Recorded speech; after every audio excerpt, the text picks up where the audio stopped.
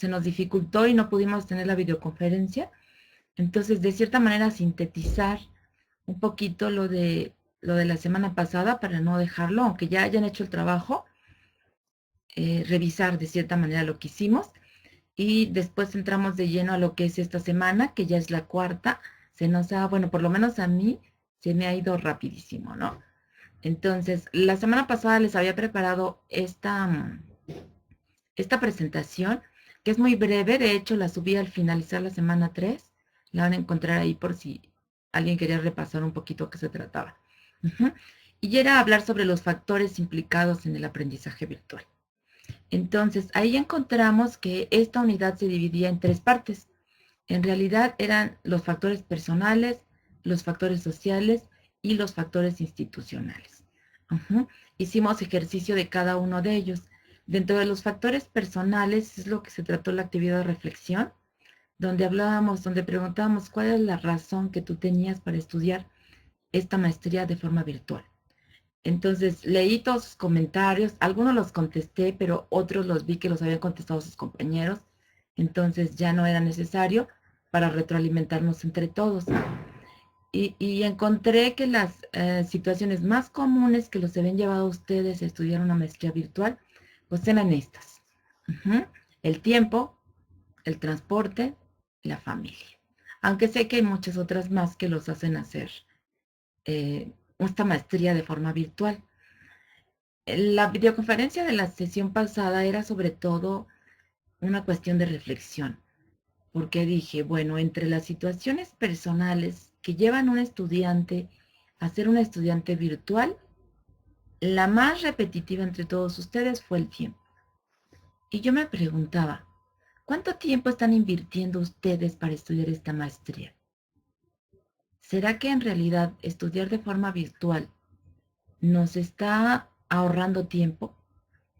¿Cuánto tiempo gastan una semana en hacer sus tareas? ¿Se han puesto a pensar cuánto están invirtiendo en hacer sus trabajos, sus lecturas, sus ejercicios, subirlos a la plataforma, conectarte a la videoconferencia?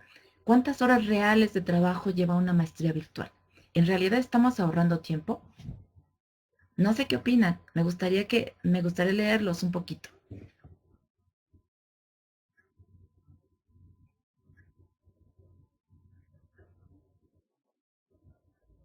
Te da la oportunidad de ocupar el tiempo libre que tiene. Eso es muy bueno, exactamente. A lo mejor no es tiempo libre, ¿no? Pero es acomodar nuestro tiempo. No sé cómo lo veas, Jaime, a nuestras necesidades. Porque en realidad cuando se habla de que ahorramos tiempo, no, realmente le invertimos mucho tiempo a esto, ¿no? ¿Cuánto han gastado ustedes? José Luis, ¿cuántas horas gastas haciendo las tareas de esta maestría? Esther, ¿cuántas horas has invertido a la semana?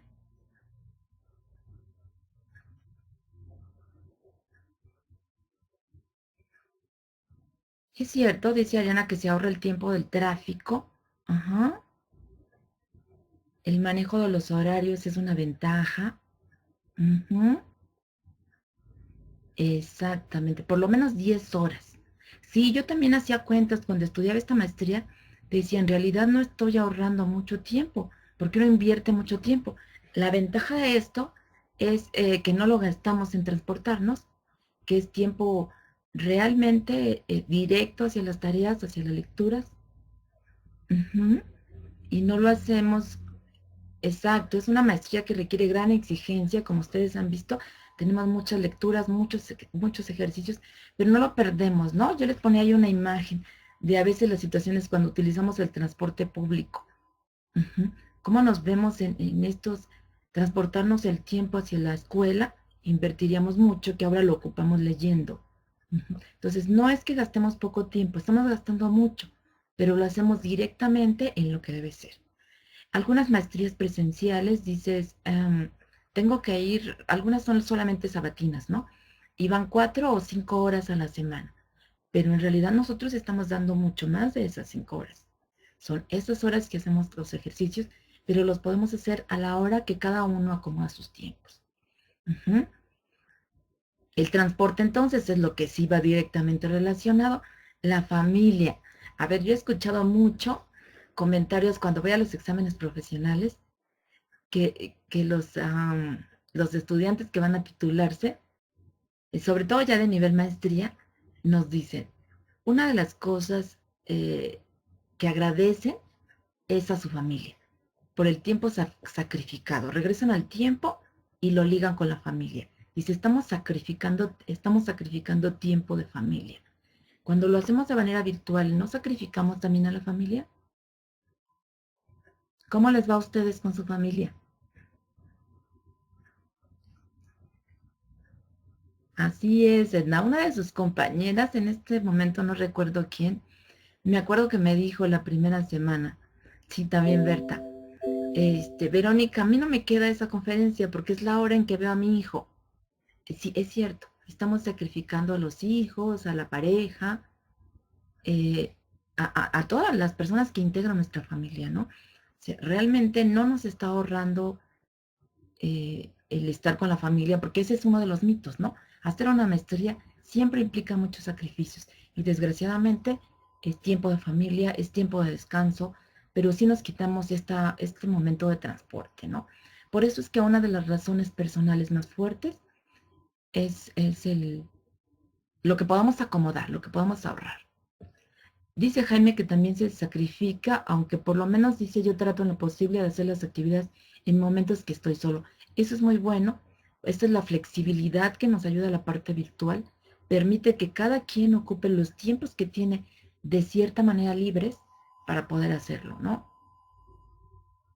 Hay que dejar de hacer algunas actividades con la familia, sí, sobre todo los días que tenemos esta actividad que es sincrónica. Recuerden que estas actividades donde requerimos sincronía de tiempos es la que más nos limita para poder salir, para poder acostarnos, para poder utilizar nuestros horarios. Pero el resto de las actividades es lo que nos acomoda, ¿no? Entonces, pues esta es una de las razones personales por las que estudiamos una maestría de este tipo, virtual. Pero esto pasa no solamente en nuestra ciudad ni en nuestro país, pasa a nivel mundial. Por eso es que cada vez está más de moda esto. Incluso ahora también el trabajar desde casa, el trabajo virtual. Ujú. Es lo de ahora. Entonces, cada quien acomoda, esta flexibilidad nos permite evitarnos transportes o no. Nos permite evitar transportes y nos facilita el manejo de nuestros tiempos. No ahorrar tiempos, es manejar nuestros tiempos. ¿Ok? Bien, Esther, me voy a regresar a la diapositiva anterior porque quiero aquí platicarles que a la hora que hagamos nuestro trabajo integrador, algo semejante a esto es lo que quería.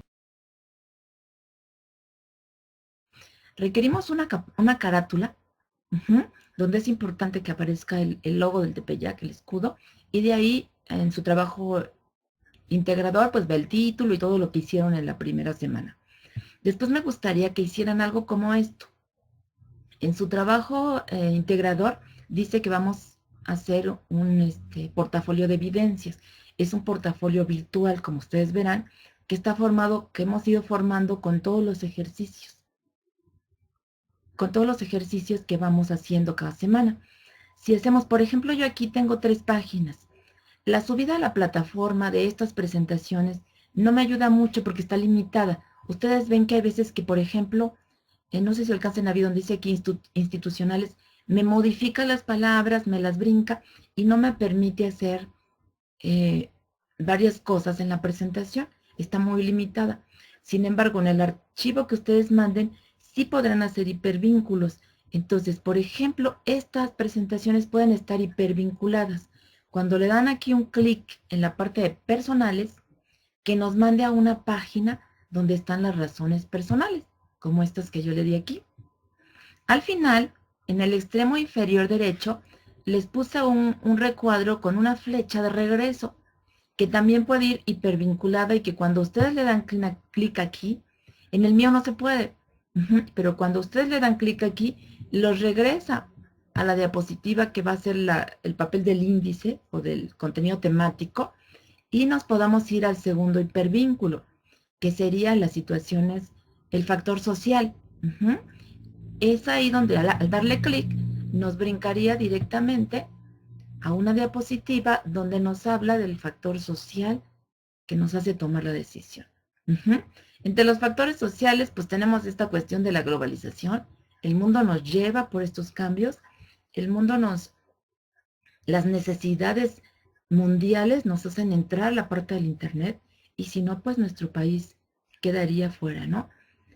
También tenemos otro factor social, que es la competencia por otros países.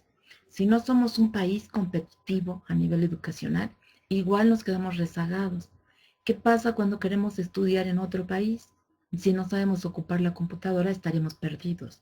Ahorita tenemos la facilidad que manejando el idioma podríamos entrar a alguna maestría, algún doctorado a nivel virtual en cualquier parte del mundo. Entonces debemos ser competitivos y esto es lo que nos lleva el factor social a poder entrar en esta modalidad. Para esta parte de lo social vimos un video, no sé qué les pareció ese video donde hablan algunos especialistas en el manejo de la educación virtual. Creo que todos los vieron porque vi por ahí sus ensayos. No he terminado de leer todos, pero vi algunos muy buenos, por cierto, ¿no? En esta diapositiva también aparecería un botón que nos hiciera regresar nuevamente a esta diapositiva. Berta, ¿sí te gustó el video? Que era un poco largo, pero yo creo que nos ayudaba mucho a aterrizar esta situación social, ¿no? ¿Qué está pasando en España? ¿Qué está pasando en Europa?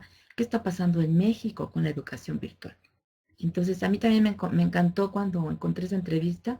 Dije, este es un buen material para este factor, ¿no?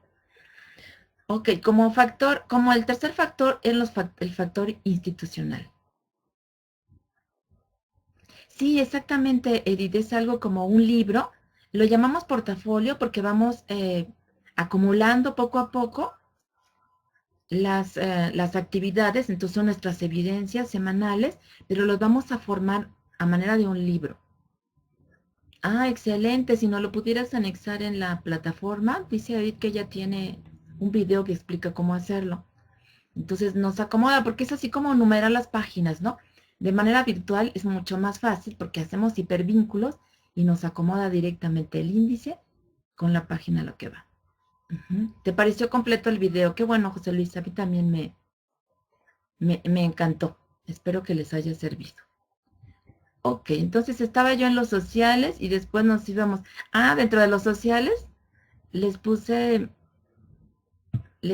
una diapositiva aquí donde dice, mire, esta situación de la educación virtual o del uso de la tecnología, perdón, incluso se ha vuelto así como una cuestión elitista, ¿no? Como el poner la mesa. Como cuando nos sentamos en una cena de lujo y tenemos la mesa llena de cubiertos y cuál es el que voy agarrando primero, ¿no? Y impreso de afuera hacia adentro. En esa situación de estatus, en esa situación de elitismo, ahora también ya va el celular, ¿no? ¿Dónde nos colocamos? Entonces, sí, ahí la tienen, Alejandro, me encantó y se las dejé ahí en la plataforma para que ustedes puedan jalarla. Ok, entonces aquí es donde aparece el botón, mire, este nos regresaría nuevamente con la diapositiva guía que nos manda a el tercer factor implicado, que sería el institucional. También estaría hipervinculado y al darle clic aquí, me mandaría a esta. Dice, tienes un artículo, Eduardo, sobre la etiqueta al usar la tecnología. Pues también sería bueno que nos lo pasara, ¿no? Eduardo, te invitamos a que nos compartas, porque ahora hay muchas cosas sobre esto.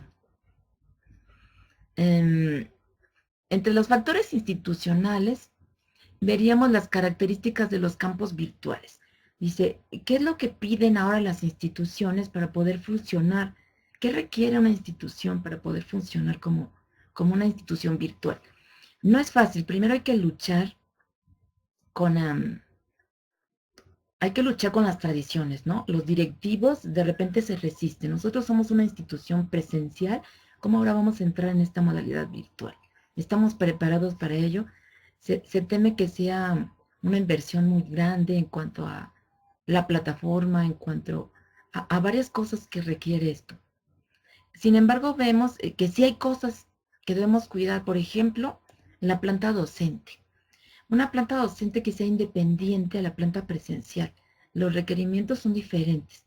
Como ya vimos en cuestión de tiempo, el docente virtual tampoco ahorra tiempo. Invertimos muchas horas de trabajo para poder revisar sus ejercicios, para poder dar seguimiento, para poder estar pendiente de sus necesidades, de sus dudas, contestar lo más rápido posible para que ustedes puedan seguir trabajando, porque también tienen sus tiempos organizados para esto.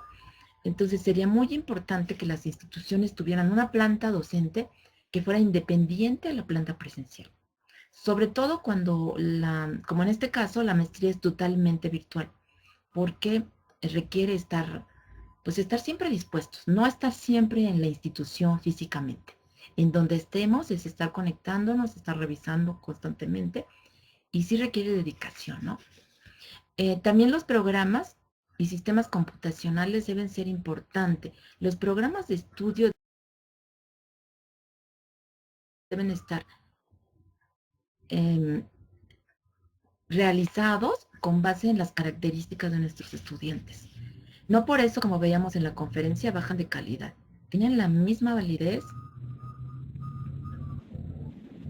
Dice que la retroalimentación individual, nos dice Esther, es más ardua. Es cierto, porque cada uno, a veces me preguntan lo mismo, pero cada uno en su mensaje diferente, ¿no? Entonces hay que contestarle y darle la atención a cada alumno. Realmente el docente invierte mucho tiempo. Entonces, por eso se requeriría que la institución dedicara a docentes especializados. Les decía que los programas de estudio también deben estar diseñados para dar esta temática de manera virtual. No es que sean diferentes en sus contenidos, sino en la forma de realizarlos. Por eso es de que nuestra siguiente unidad habla sobre los materiales. Y ya veremos un poco más sobre los materiales. Ok, dentro de esta misma parte institucional, veríamos los elementos que integran el modelo de educación virtual. Hablamos de edificios virtuales. Cuando hablamos de un edificio virtual, no es el edificio del Tepeyac. En esta modalidad, como ven, seguramente algunos de ustedes ni siquiera conocen la Universidad del Tepeyac, o durante esta maestría no han tenido que pararse presencialmente allá. Recuerdo que hace algunos años teníamos una compañerita que estudiaba desde Estados Unidos. Tenemos algunos otros de Monterrey. No sé, maestra Edith, si tenemos ahorita también alumnos que son foráneos y ni siquiera conocen el edificio físico. Pero nuestro edificio virtual es aquel administrador que nos da acceso a todas las actividades que realizamos. Tenemos una alumna de Mérida, muy bien. Entonces, se fija, no tiene que transportarse ella de Mérida para acá. Accesa a nuestro edificio virtual por medio de la plataforma. Y ahí nos conectamos cada uno. Nuestras aulas virtuales tenemos de Estados Unidos, de Puebla. Maravilloso, ¿no? Maravilloso que podamos estar. Esperemos que pronto tengamos de muchos otros lugares más, porque en realidad este es nuestro edificio. Cuando hablamos de aulas virtuales, estamos hablando de aquellos pequeños salones, como cuando estamos en un edificio. La semana pasada, ¿se acuerdan que no pudimos entrar a la sala de videoconferencia? Esa era nuestra aula y estaba ocupada. Entonces, aunque no estemos físicamente ahí, tenemos aulas, tenemos tiempos de uso, podríamos tener varias.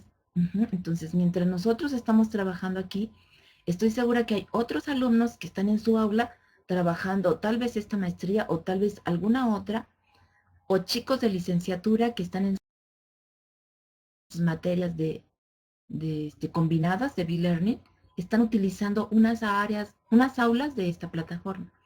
Entonces, siempre le vamos a dar semejanza con lo físico. Tenemos nuestro edificio virtual, nuestras aulas virtuales y también nuestros materiales educativos virtuales. Y nosotros formamos parte de una comunidad virtual. Nosotros ya somos parte de esta comunidad, aunque no nos veamos físicamente. Estamos ahí presentes y esto lo debe entender la institución para poder darle auge a estas nuevas modalidades, ¿no? Que ahí están, o sea, no las vemos físicamente, pero ahí están. Hay países, por ejemplo, Japón, que ha tenido tanto auge esta educación virtual, porque con tanta gente que existe en su país, imagínense, si nosotros tenemos dificultad para conectarnos, ¿cómo están ellos? En una situación geográfica tan limitada, tan abundante de población y dificultad para transportarse, para construir edificios en donde puedan llegar todos los estudiantes, para darle educación físicamente a todos ellos. Esta se transformó en una opción maravillosa para poder tener avances dentro de la parte educativa. Ujú. Ok, y finalmente en esta presentación, que era la de la semana pasada, pues tenemos esta diapositiva donde dice acerca de los niños, ¿no? ¿Cuál es la dirección de esta sesión? Si recuerden aquello de las generaciones. Este seguramente es uno de estas generaciones que nacieron ya con el internet, ¿no? Ujú. A diferencia de los sí, así es. Ok. Bueno, pues esta era entonces lo que veíamos si se fijan, en este extremo inferior derecho está el botón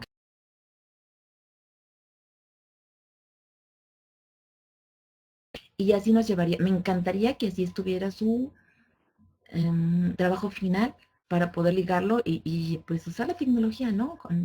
Cada vez más como un recurso virtual. Ok, ok, entonces me voy a ir a la siguiente, a la que nos corresponde el día de hoy, si no tienen inconveniente.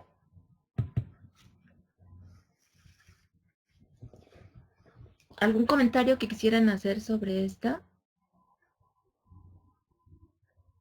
Dice presenciales, los cursos virtuales requieren nuestra atención al 100%.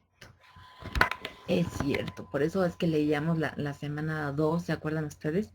Cuando se habla de los mitos de la educación virtual, que es más sencilla y cuando le estamos trabajando, sencilla, nada, ¿no? Es diferente incluso. Ahora veremos un poco de los contenidos en los ambientes de aprendizaje y van ustedes a fijarse cómo tenemos muchas ventajas también por esta modalidad. En esta unidad 4 hablamos de contenidos. Ujú. Hablamos de lo que hay dentro de la educación virtual y vamos a tomar como referencia un autor que es muy importante, es Richard Mayer, que es un profesor de psicología en la Universidad de California, pero con muchas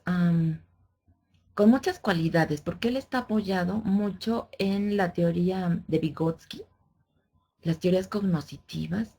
Ujú. Entonces está apoyado en Vygotsky, pero además nos liga este tipo de aprendizaje de Vygotsky con las nuevas tecnologías. O sea, vamos a aplicar la forma de aprendizaje utilizando herramientas con las nuevas tecnologías. Entonces, maravilloso, este hombre tiene varios artículos. Ya le subí en la plataforma una parte de la teoría. Bueno, encontré las más simplificadas para que no tuvieran que leer mucho, pero yo los invitaría a que lo leyeran a él, es maravilloso, y a que buscaran sus libros, ¿no? De momento, lo que les di es una probadita para que les genere esta duda y estos deseos de seguir leyendo. Ujú. Bueno, miren, por ejemplo, aquí como se me encima en la diapositiva, no sé si ustedes ven las letras negras. En realidad es los mismos 1, 2 y 3 que encontramos en los recuadros, pero es como que me jala la presentación y me ayuda mucho.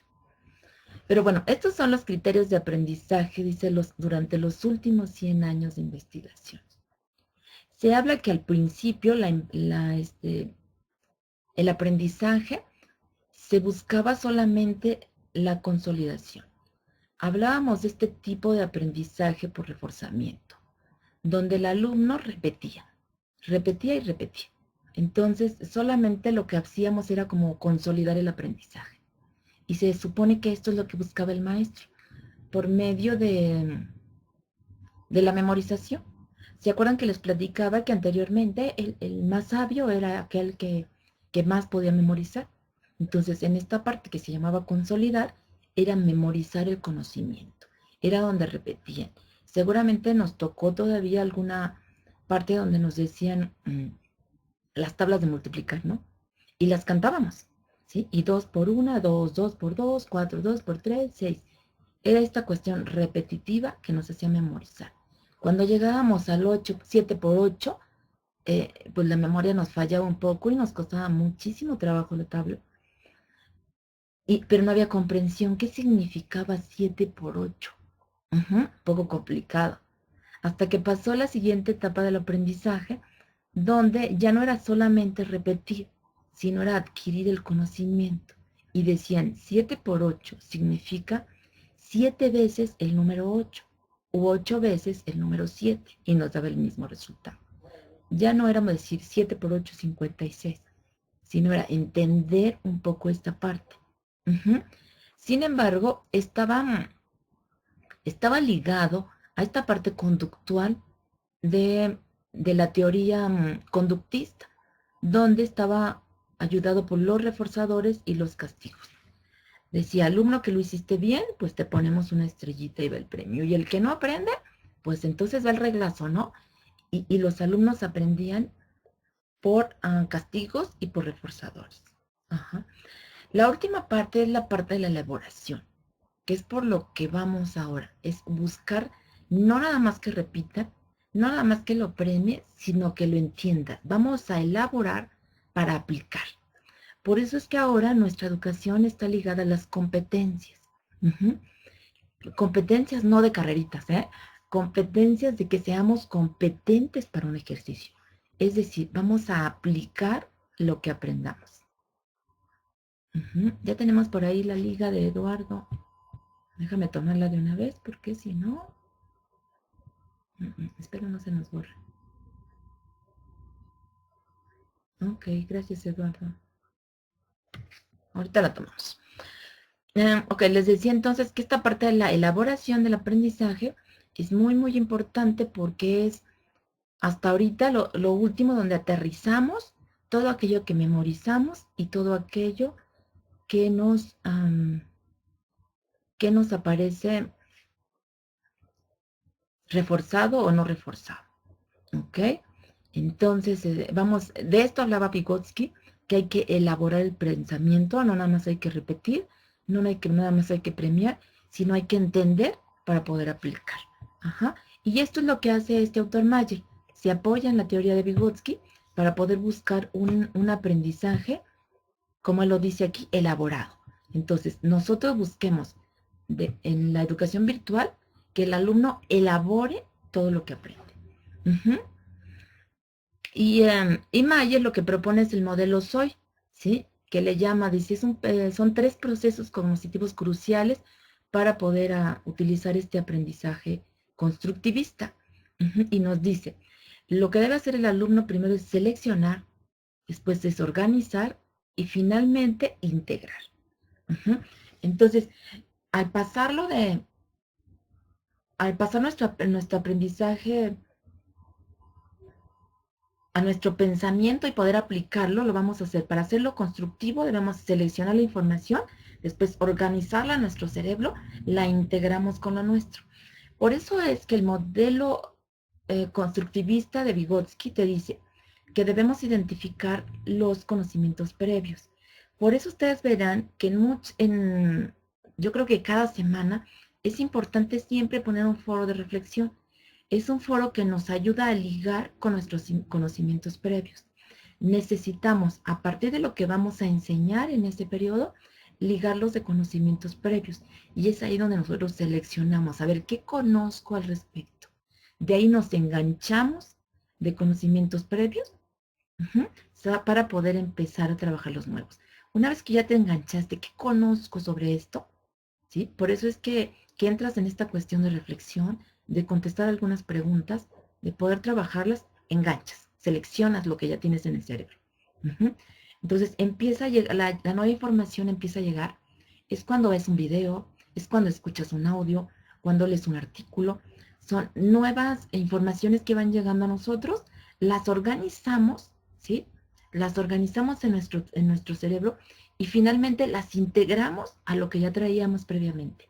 Por eso es jalar conocimientos previos, recibir los nuevos conocimientos, integramos unos con otros y se nos queda plasmada la información para poder ocuparla.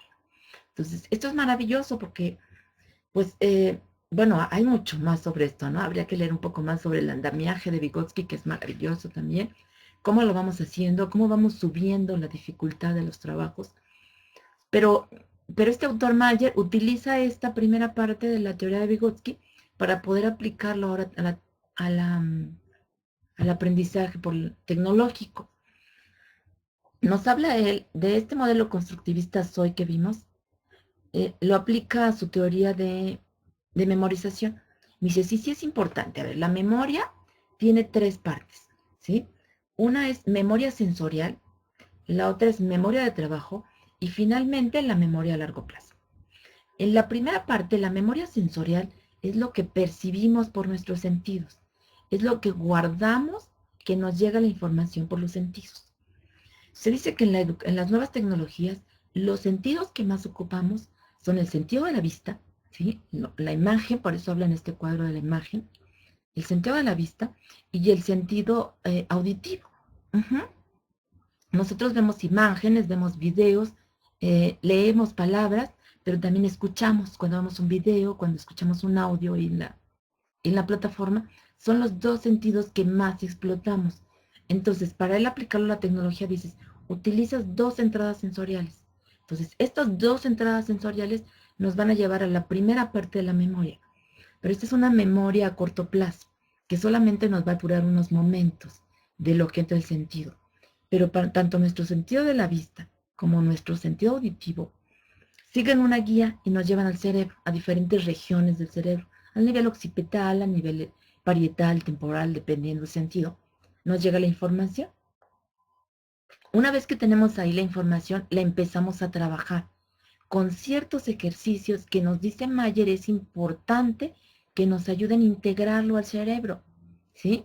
Esto lo utilizamos y lo llama él memoria de trabajo, ¿sí? Es una memoria un poco más larga, bueno, en temporalidad, no es tan breve como la sensorial que dura unos segundos. Lo que sentimos lo guardamos en las yemas de los dedos unos segundos. Lo que vemos lo guardamos aquí unos segundos. Pero si no lo conectamos con lo que previamente traemos, desaparecería. Entonces, una vez que lo conectamos por varios ejercicios, lo convertimos en una memoria de trabajo. La importancia, dice Mayer, de esta memoria de trabajo es que no se quede ahí, que la llevemos a una memoria de largo plazo. Es por eso de que debemos hacer esta integración de las que nos hablaba en el modelo SOI. Debes integrarlo ahora, lo acomodas para que se te quede por un periodo mucho más largo de tiempo. Entonces, este modelo es maravilloso y nos dice, bueno, ahora, ¿cómo voy a hacer todo esto? Si es cierto, me entra por los sentidos, lo ligo con los conocimientos previos y lo acomodo en el cerebro. Entonces lo voy a hacer, pero ¿cómo lo hago? Y te da él varias técnicas para estimular a los alumnos. Dice, bueno, tienes que seleccionar, organizar e integrar. ¿Sí? ¿Te acuerdas del sistema SOI? Entonces, seleccionar. ¿Qué hacemos para seleccionar? Bueno, para seleccionar él te propone que si le das una lectura a los alumnos, no sean lecturas muy largas, porque si no se te pierden en tanta información. Es importante que la lectura sea breve, que sea concisa, que sea directa y que sea lo más importante que tienes ahí. Entonces dice, en tu lectura destaca, por ejemplo, los títulos, ¿sí? Esto también no es nuevo, ya se traía de cuando se hacía la lectura rápida, ¿se acuerdan ustedes? Lo primero que lees y que percibes son los títulos. Entonces pon los títulos, es importante que tengas títulos y subtítulos. Emplea estos, pero además, marca, es muy importante que utilices cursivas o letras negritas, o que el tamaño de la letra sea más amplia cuando es información muy importante. Entonces tienes que destacarla para que se pueda percibir rápidamente y esto ayude a seleccionar a los estudiantes.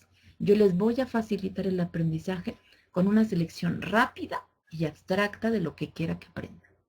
Entonces utiliza títulos, subtítulos, utiliza letras cursivas y negritas y utiliza un tamaño de letra grande cuando quieres que algo se note.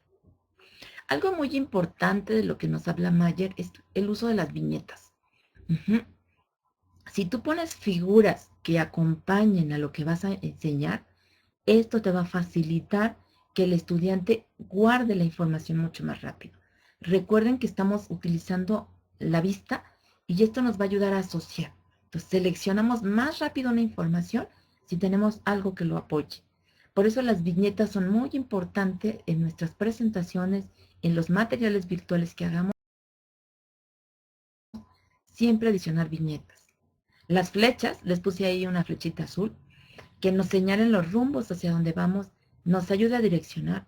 Recuerden que los estudiantes de ahora son inquietos, ya vimos las características, son rápidos, son abstractos, entonces vamos a ayudar a esta educación simplificando y facilitando el camino hacia donde lo queremos llevar. Utilicemos el subrayado. Todas estas técnicas nos van a ayudar a que el alumno seleccione fácilmente la información y pueda pasar al siguiente paso, que era ¿qué? ¿Se acuerdan en el sistema SOI? Organizar. Así es. Entonces ya seleccionamos con las técnicas que nos da Mayer y ahora vamos a organizar esta información. Dice, bueno, ¿cómo organizas, no? Dice, técnicas para que los alumnos organicen los materiales que ya seleccionaron. No es cierto. Perdón, ya me equivoqué. Esta también es de seleccionar. Ajá. La de seleccionar nos dice, la primera parte era la parte A de hablar de los títulos y la segunda parte nos habla de adjuntar preguntas o afirmaciones sobre los objetivos educativos. Esto es para destacar la información relevante. Si nosotros al principio de la lectura le guiamos con algo, las temáticas que vamos a tomar, las preguntas que deberían contestarse con la lectura, nos va a ayudar a que él ponga más atención en cierta parte de la lectura, como que le indicamos, esto es lo importante. Y puedan ellos captar, seleccionar para poder organizarlo posteriormente. Estas preguntas las podemos utilizar al principio o al final de los materiales, sobre todo cuando son largos. Y ahora sí me voy, perdón, a la parte de organizar. ¿Qué debemos hacer para que el alumno organice sus materiales? Bueno, la separación, la clasificación y la enumeración de materiales nos ayuda muchísimo. Hacer, por ejemplo, cuadros sinópticos, cuadros comparativos, mapas mentales, mapas conceptuales, organizadores visuales. Todo esto nos facilita el trabajo de organizar los materiales en el cerebro. Por eso es que ustedes siempre en los ejercicios van a encontrar, haz un mapa mental sobre esto. Organiza la información en un cuadro de 2 entradas, ¿no? O en un cuadro comparativo. Haz un mapa conceptual, haz una línea del tiempo. Todo esto nos ayuda para organizar los conocimientos. Entonces, esto es muy importante que las actividades estén ligadas sobre todo en esta modalidad virtual, ¿no? Se deberían hacer en la modalidad presencial, pero en la modalidad virtual recuerden que tenemos que ser muy puntuales, muy precisos y utilizar estas técnicas que le ayuden a organizar la información al alumno. Estas son unas técnicas para integrar los materiales. Ya los seleccioné, ya los organicé y ahora los integro empleando los organizadores avanzados. Vamos a hacer ilustraciones con múltiples cuadros subtitulados. Puedo hacer narraciones, pero integrarle imágenes. Recuerden que lo visual me ayuda mucho para la cuestión conceptual. Entonces, podemos hacer ¿cómo se llama ahorita lo que ustedes hicieron? Cuando lo hacemos con nuestras propias palabras, ya se me fue el nombre. ¿Sí? Nuestros resúmenes, todas nuestras narraciones, y las acompañamos de imágenes. Entonces, en los ensayos, exacto, Alejandro, gracias. Hacemos nuestros ensayos y lo ilustramos. Mira, todos ustedes se acordaron, menos yo. Hacemos nuestros ensayos y si lo ilustramos nos ayuda mucho más para poder hacer la integración. Utilizar ejemplos prácticos. Recuerden que mucho sobre aplicación. ¿Cómo aplicaríamos esto a nuestra vida diaria? Que ustedes empiecen a aplicarlo todo esto a sus trabajos, aquellas maestras de inglés que tenemos. Elaborar preguntas o contestar algunas que ya estén elaboradas nos ayuda a integrar los conocimientos y por lo tanto a mandarlo a la memoria de largo plazo. Entonces, básicamente, esto es lo que se requiere, esto es lo que trata Mayer en su teoría. En los trabajos de esta semana aparecen en el primer ejercicio 2 lecturas que iremos retomando para la siguiente. En el último ejercicio les pedí que hicieran 4 diapositivas, si no mal recuerdo, sobre la aplicación de los principios de Mayer. En las lecturas que tienen previamente, aparecen ahí, les dan 7 principios de Mayer, pero son más. De hecho, hay libros que manejan 12 principios, otros 7. Ustedes van a utilizar los 4 que más les gusten para poder aplicarlos en la diapositiva. No importa, como es un ejemplo aplicado, lo pueden utilizar para hacer un material con quien trabajan con jóvenes, quien trabajan con niños, quien lo haga con adultos, sobre las materias que ustedes trabajan, sobre algún tema que les interese. Lo importante es aplicar estos principios de Mayer, ¿sí? Principio de integración, por ejemplo, cómo integras una cosa con otra. Pero no se los digo porque quiero que lo lean, quiero que lo disfruten y lo apliquen. ¿Alguien ya tuvo oportunidad de leer el material? ¿Cómo van con sus lecturas? Yo los veo a ustedes muy aplicados, aunque ahorita se nos atravesó esto de las festividades y se me hace que se me han quedado un poco lentos. Atrasada, dice. No, no, porque ya contestaste la parte de reflexión. Ujú. Sí, el tema es libre, lo único que quiero es aplicar.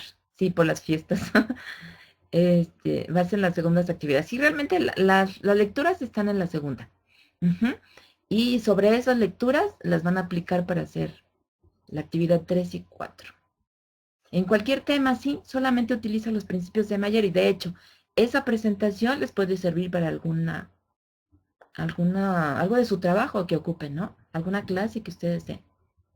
Entonces, utilícenlo, pero utilicen los principios que nos ofrece la lectura. Lo van a disfrutar. Ujú. No les he pedido nada del trabajo integrador porque quiero suponer que están integrando ya sus diapositivas. Ajá. Entonces, por favor, no lo dejen al último, sino en la última semana vamos a correr. Me gustaría que le dieran el mismo diseño a su presentación, a todas las diapositivas. Es decir, que ocupen los mismos colores de fondo, el mismo margen, em, que los vayan ya ligando, ya nada más van aumentando para poner la última semana. La última semana he dejado pocas actividades ya, realmente esta es la más pesadita. Bueno, la pasada que fue muy teórica y estas son las más pesaditas. Para que en la última quiero que le dediquen más tiempo a su trabajo integrador. Sí, sí lo chequé. Bueno, no he checado todas, pero en realidad es la... Ok, déjame, lo reviso, Jaime, porque no he revisado todos. Revisé como 4, pero vi que casi era lo mismo que me habían puesto en su tarea inicial. Entonces dije, bueno, los voy a dejar mejor que avance. Pero lo checo con gusto y se los envío cuanto antes para que puedan ir integrando y a partir de eso pueda quedar su trabajo final.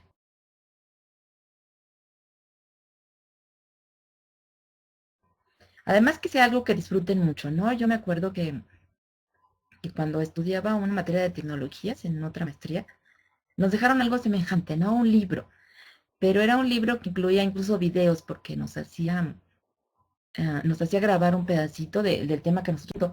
Yo no lo puedo hacer todavía porque les faltan algunas materias en donde van a aprender a recortar imágenes, a grabar su video y todo esto para hacer los materiales. Es una materia que se llama materiales virtuales, creo que se llama, ¿no, Edith? Yo apenas estamos en la unidad 3. Entonces vamos a hacer algo sencillo con puras diapositivas, pero la idea es de que más adelante las vayamos haciendo más sofisticadas, se vayan poniendo imágenes, no que cortemos y peguemos, sino que ustedes mismos las elaboren, que se diseñen eh, los materiales como ustedes quieran, que podamos hacer grabaciones, diseño de materiales educativos, exacto. Esa materia es muy padre porque te enseña a hacer tus propios materiales para que no nos dediquemos a cortar y pegar, ¿no? Vamos a crear cosas nuevas. Ujú. Y ahí es donde puedes entonces hacer crecer tu trabajo. Pero de cierta manera que sean unos pininos sobre esto, empezar a hacer nuestro índice, a numerar nuestras diapositivas, a darle un formato de diseño. Algunos en su primer ejercicio o en los trabajos que me han mandado, que me ponen carátula, les he hecho algunas observaciones todos, todas estas retroalimentaciones son de manera constructiva, ¿eh? Sí, es muy, muy linda esa materia, Berta. Estas observaciones constructivas es sobre el uso del fondo, ¿no? Debemos cuidar el color que pongamos de fondo que sea contrastante con el color de la letra, ¿sí? El tamaño de la letra también es importante que lo cuidemos. El no saturar una diapositiva con muchas letras, porque esto cansa y no nos ayuda. Recuerda que estamos viendo abstracciones. Lo más importante, ser directos, ayudarnos con flechas, con ilustraciones, los colores. Ujú. Entonces es muy importante que cuiden eso porque había carátulas donde me ponían el fondo como azul rey y la letra negra y muy pequeña. Entonces a la hora que la ves casi no se distingue. Pero por ejemplo en sus líneas del tiempo estuvieron, digo yo creo que el 90% estuvieron preciosas, muy bien hechas, muy bien acomodadas, tamaño de letra, las imágenes y eso. Aunque la tuvimos que compactar en una sola diapositiva, quedaron muy padres. Ujú. Y pues básicamente es esto, no sé si les queda alguna duda de lo que vamos a trabajar esta semana. Estamos casi por terminar, una más y descansamos. Ujú. ¿Alguna duda? ¿Alguien que quiera? No sé si ya funciona tu cámara, Eduardo, que querías presentarte con nosotros. Te la podemos ceder porque hoy he hablado demasiado. Todo bien, ok, Jaime, ya nada más tengo pendiente contigo revisar el trabajo integrador, ¿eh? Prometo hacerlo hoy. Todo bien, dice Berta. A ver, Eduardo, ¿te dejamos la cámara? A ver, lo intentamos para que todos vean a Eduardo, ¿no? Muy bien todo, ok.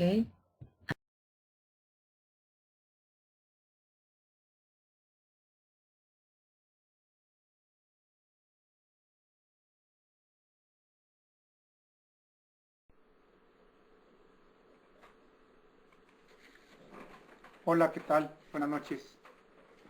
Mi nombre es Eduardo Vizcaíno y estoy colaborando con la Asociación Scouts de México como director de formación.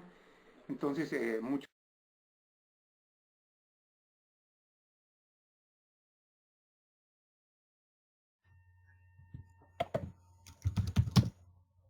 Perdón, Eduardo, me botó aquí.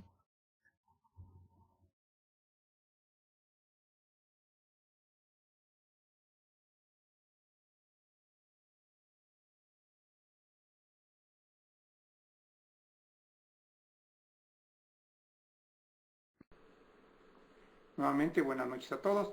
Decía que trabajo para la Organización de Scouts de México, que es una organización mundial y tenemos por ahí así más o menos como unos 45 millones de miembros en el mundo. Y casi todos los trabajos los he estado enfocando mucho al aspecto educativo que tiene esta organización, de educación no formal. Así es que, pues por ahí, si se dan una vuelta por mis trabajos, encontrarán grandes diferencias con el aspecto académico por ser precisamente una organización de educación no formal. Estoy a sus órdenes, mi formación básica es ingeniería industrial y pues tengo ahí algunos artículos que cuando vea que puedan casar, con todo gusto se los pasaré a las maestras para compartirlos con todos ustedes. Pues me despido por esta noche y pues mucho éxito en este módulo. Que estén muy bien, hasta luego.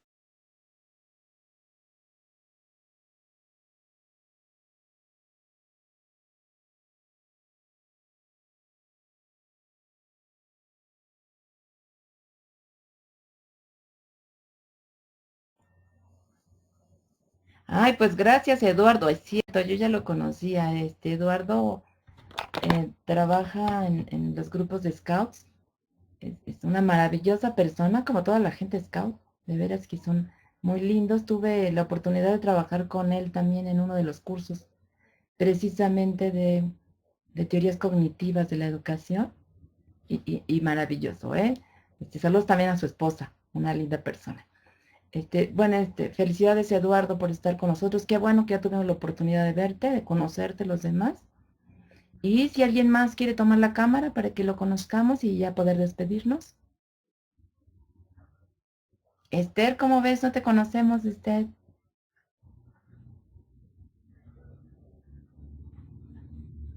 ¿La tomas, Esther? ¿Te dejo la cámara?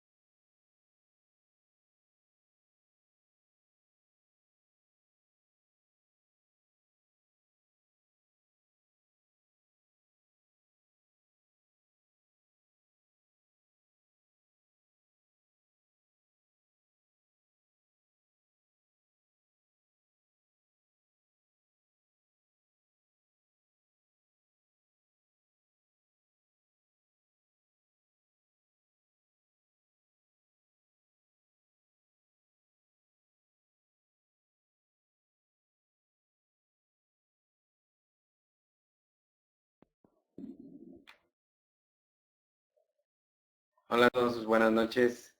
Pues en este módulo no había tenido la oportunidad de venir porque los martes se me complica un poquito porque salgo tarde de la escuela. Pero bueno, ya me parece que muchos de ustedes me ubican porque tuve una participación en una de las videoconferencias del segundo módulo.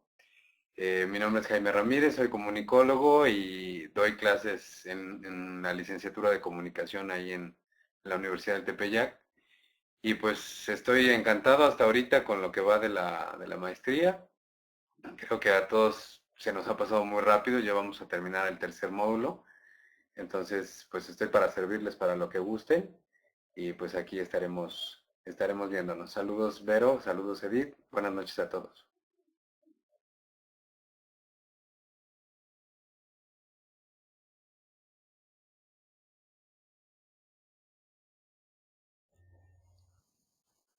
Bien, pues muchas gracias, Jaime.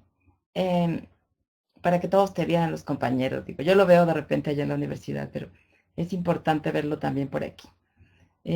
Octavio, buenas noches. Pues creo que por hoy sería todo. Les reitero la invitación para el sábado, como nos dice la maestra Edith, va a ser interesante que podamos compartir y por allá saludarnos.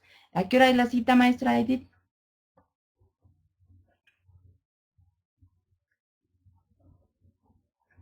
A las 11, perfecto. Están haciendo la credencialización para alumnos y maestros, entonces también podría ser que de una vez nos tomaran la foto y siempre es importante tener una credencial para los descuentos, para los museos, para todo eso. Allá nos vemos el sábado y si no hay nada más por el momento, con esto nos despedimos. Que terminen de pasar un feliz día de la independencia.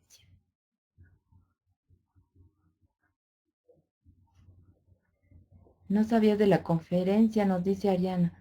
Sí tenemos una videoconferencia, no tenemos una conferencia presencial el sábado en la Universidad del Tepeyac a las 11 de la mañana. Nos mandó Edith un correo, pero que nos haga favor de enviártelo. Competencias en educación se llama. Nos mandó el currículum también del doctor que nos dará la videoconferencia. Buenas noches, José Luis. Buenas noches, Ángel. Gracias. Y se me hace que va a estar muy interesante y podemos aprovechar dos cosas a la vez. Entonces, esperemos vernos por allá el sábado, primeramente ellos. Esperamos verte allá, Ariana. Que tengan buenas noches. Gracias a todos por asistir. Descansen. Hasta luego, maestra Edith. Muchas gracias.